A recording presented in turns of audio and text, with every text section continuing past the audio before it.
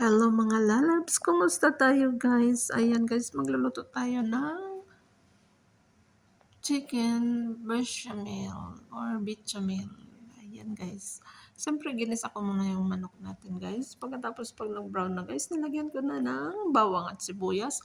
Pagkatapos guys, ayan nilagyan ko na rin ng pang pasarap guys. Siyempre yung mga powder na mga ginagamit nila guys, ayun na pinaglalagay ko guys.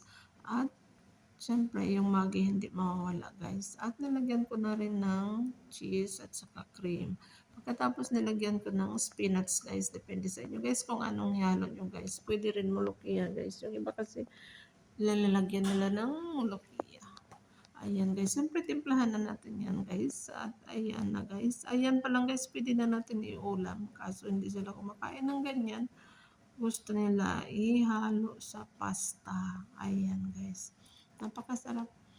Napakasarap nun guys. Ayan. Siyempre guys, konti lang yung nilagay kong cheese guys kasi wala na akong stock sa rep. Kaya ayan.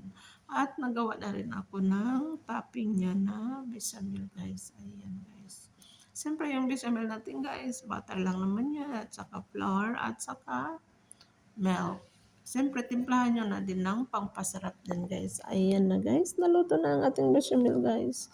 Konti na lang naiwan guys kasi nasarapan sila guys. Ayan ang ating luto ngayon. Thanks for watching mga lalabs. And payakap na.